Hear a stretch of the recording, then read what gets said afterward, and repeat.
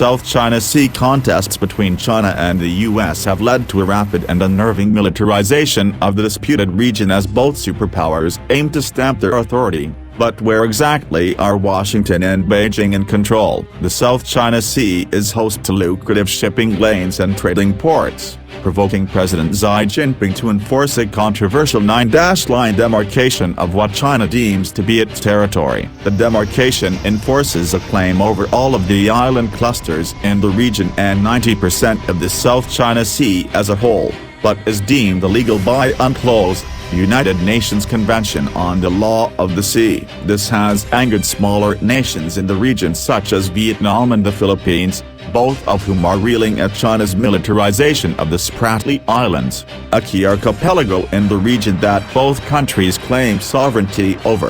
The Spratly Islands form the epicenter of the complex disputes, as China occupies 7 features and has heavily militarized its portion of the archipelago. Described by many as island fortresses, China has engulfed the South China Sea with man-made island bases, and has been accused of forming them specifically for military purposes. The moving of its aircraft carriers, airstrips and weapons into the region has earned the cluster of bases the nickname, the Great Wall of Sand. A leaked set of photos given to a Filipino newspaper showed just how elaborate China's development of military bases has been. Some photographs showed cargo ships and supply vessels, which the newspaper said appeared to be delivering construction materials to the China-controlled islands. Others show runways, hangars, control towers, helipads and redomes, as well as a series of multi-story buildings that China has built on reefs. But from a numerical perspective,